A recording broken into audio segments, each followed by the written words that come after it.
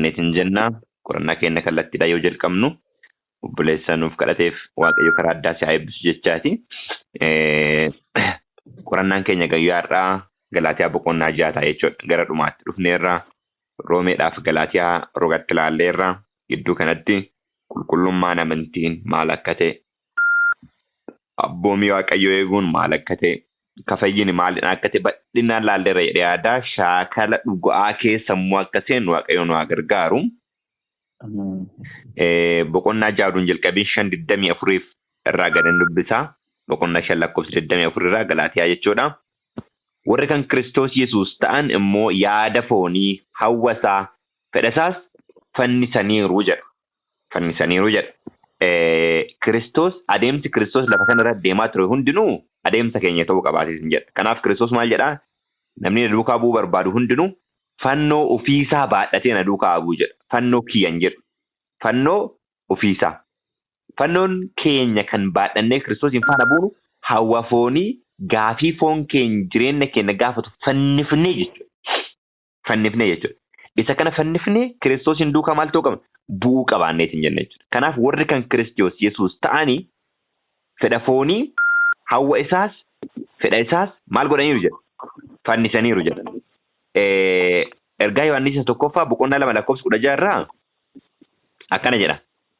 2:16 irraa ergaa Yohaannis 1 boqonnaa 2 lakkoofsa 16 irraa wanti biyya lafaa kana keessa jiru hundinuu hawwiin foonii, hawwiin ijaas, jireenyaan kooruunis biyya lafaa kana keessa ba'e malee abbaa biraa maal hin taane jedha.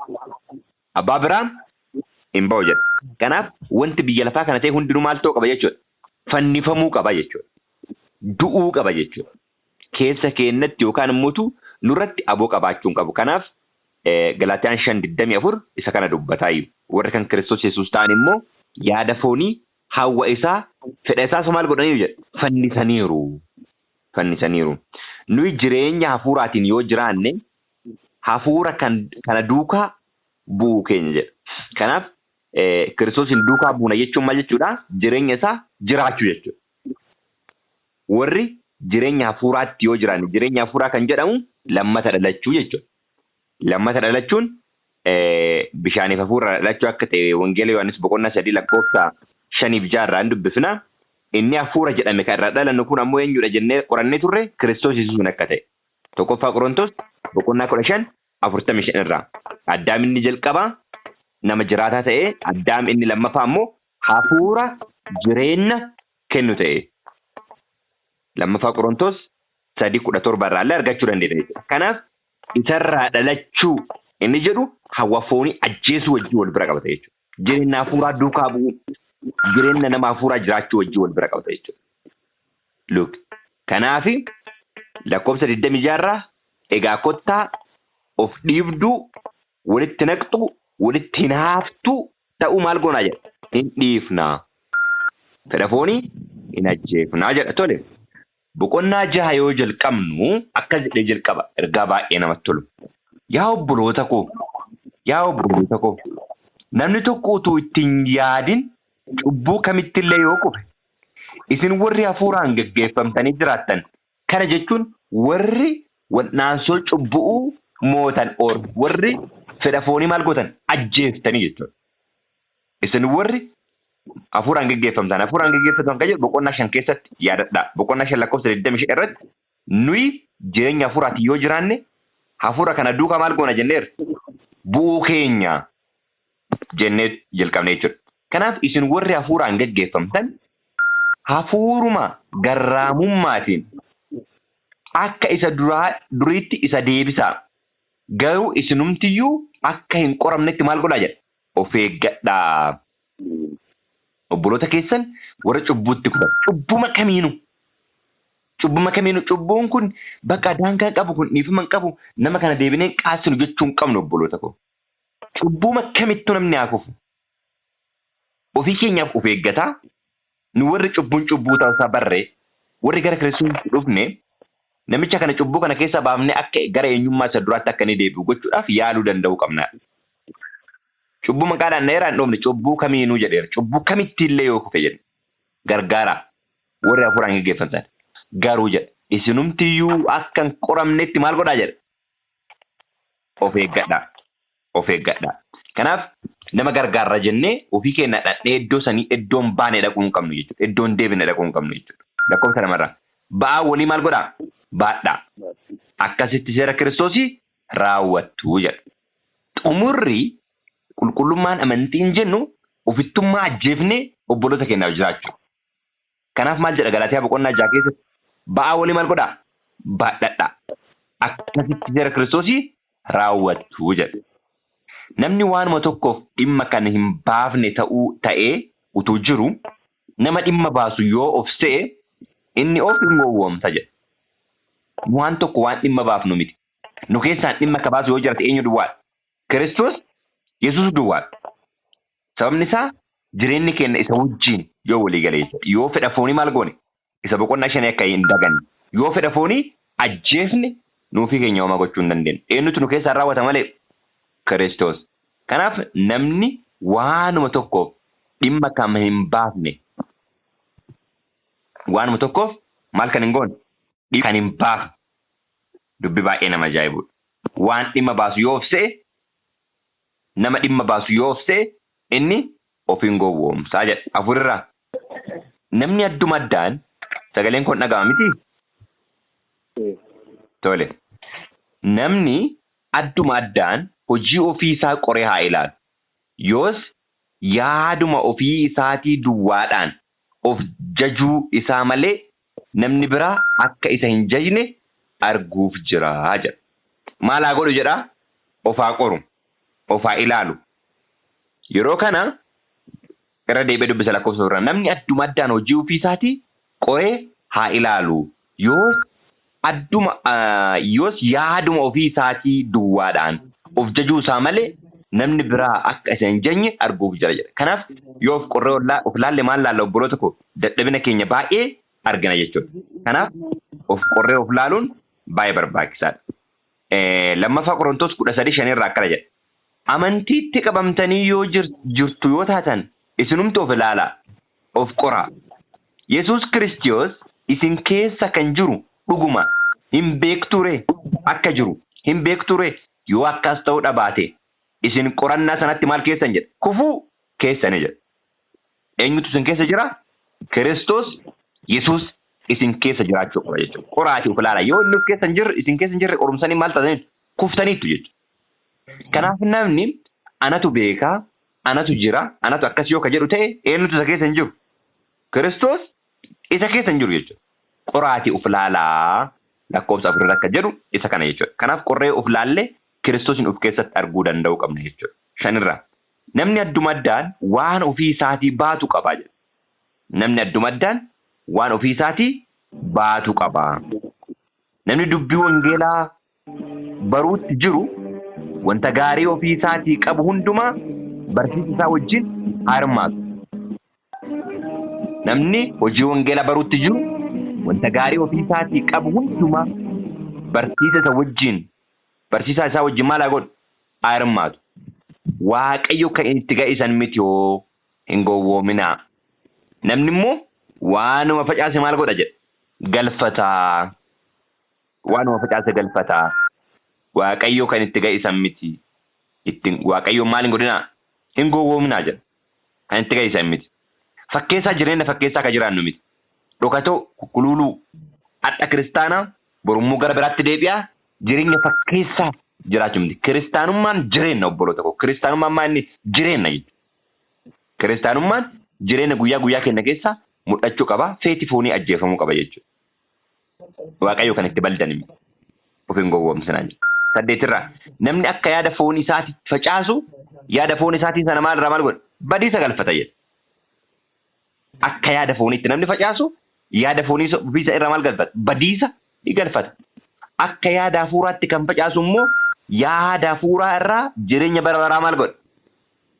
In galfata jedha. Roomee boqonnaa 8 lakkoofsa 5 bira meedhannee waa dubbifna. 8:5 irraa akkas jedha. Warri akka fedha fooniitti jiraatan yaada isaanii fedha foonii irra maal godhaniiru? Dhaabaniiru. Warri akka fedha hafuuraatti jiraatan ga'u waa'ee waan hafuuraa maal godhi? In yaadu.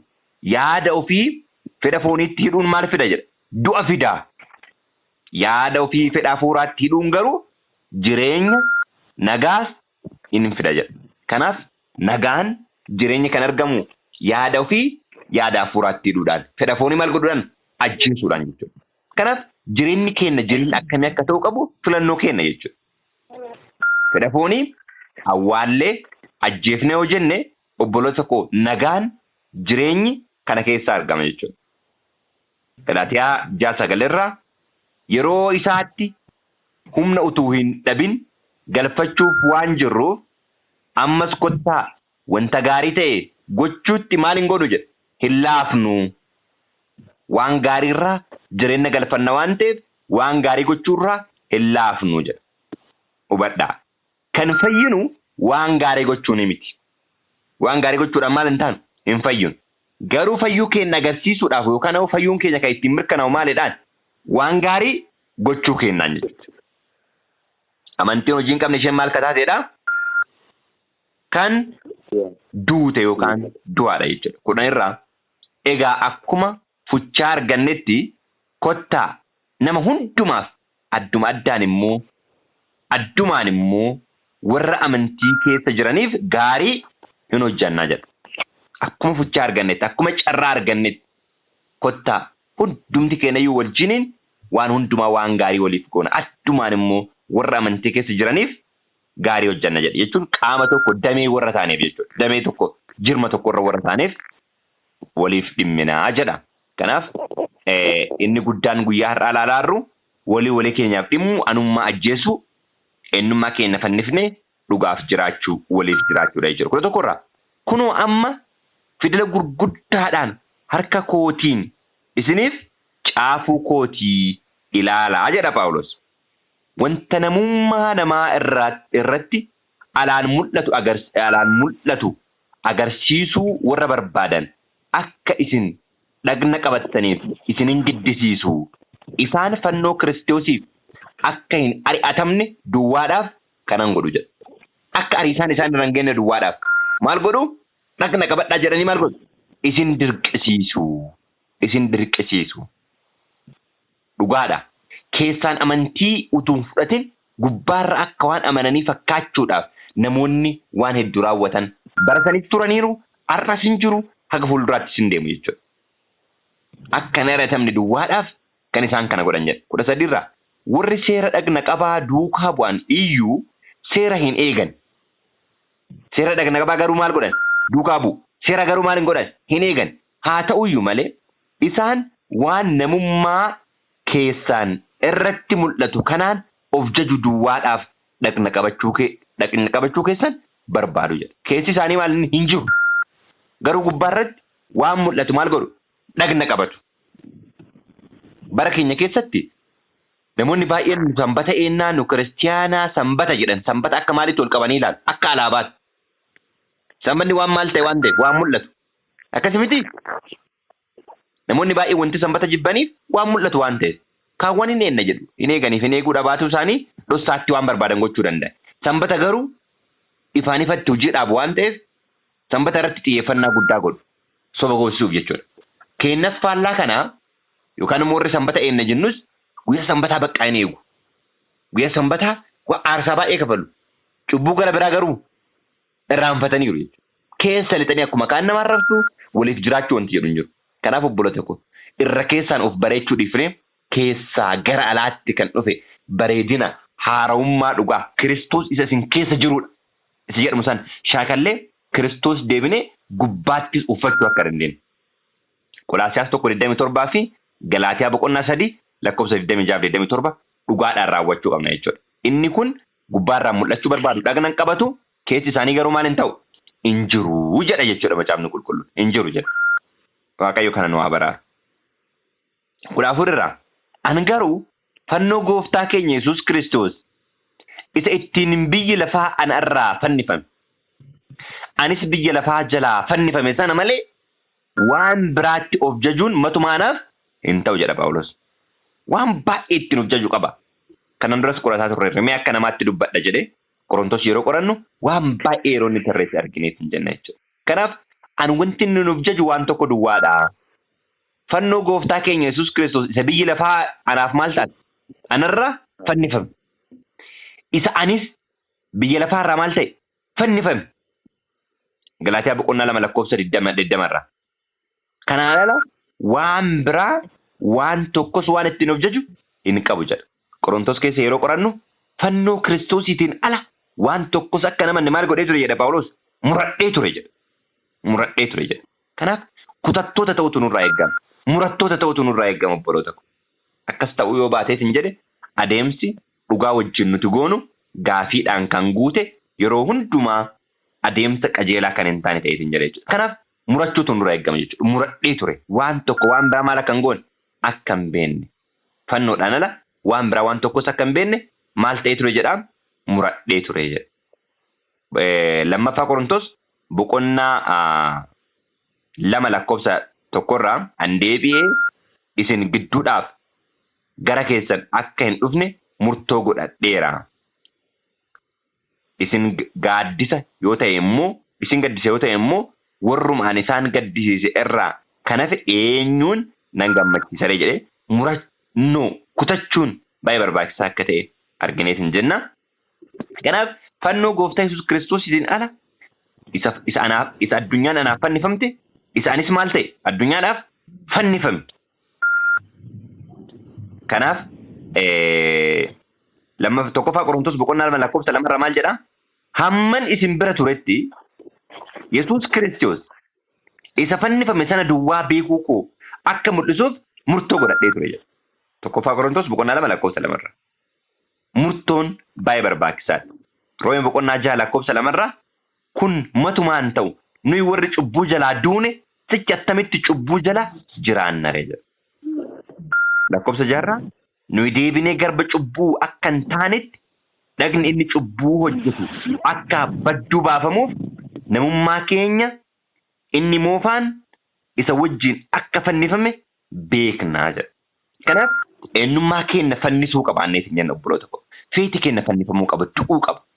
Akkasitti yoo ta'e malee dhugaadhaaf jiraachuun baay'ee ulfaata. Lakkoofsa 15 irraa uumama haaraa ta'uutu lakkaa'ama malee dhagna qabachuu yookiis dhagna utuu hin qabatiin hafuun waan tokkoofis hin lakkaa'amu. Kanaaf karaa biraatiin afaan keenyaan seera eeguu yookaan seera eeguu dhiisuu duun taane uumama haaraa lammata dhalachuutu baay'ee barbaachisa.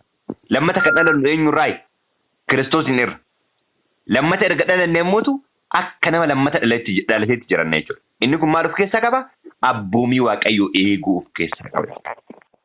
Isatti qabannee jiraachuun lammata erga dhalannee kaaniin booda deebinee garba cubbuu hin taanuu jedha akkuma Phaawulos dubbatu jechuudha. Akkuma Phaawulos Roomee boqonnaa 6 lakkoofsa 6 fi lakkoofsa 2 irraa laalleetiin jenne jechuudha. Kanaaf uumama haaraa Qolaasiyaas keessatti dubbatame lammata dhalachuu jechuudha.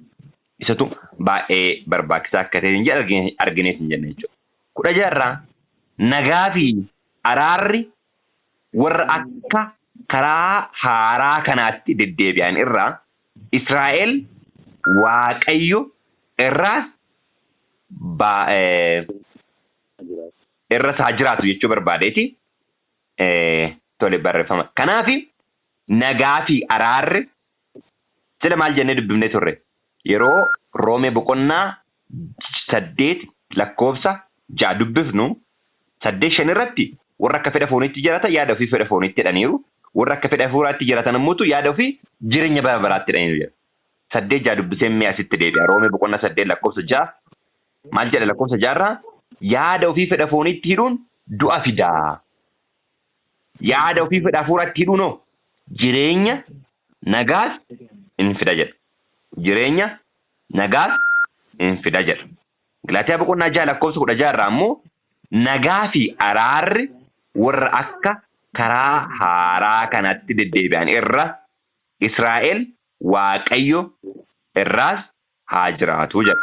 Kanaaf Waaqayyoon irraa araarriif nagaan warra karaa hafuuraa irra jiraatan, warra foon ajjeesan, warra uumama haaraa ta'anii eenyummaa samoofaa fannisan wajjin haa ta'u jedha. 17 irraa egaa an godaannisa madaa isa Yesuus qaba ture namummaa koo irraa wannan qabu sichi namni tokkoyyuu ana maal hin godhu jedha.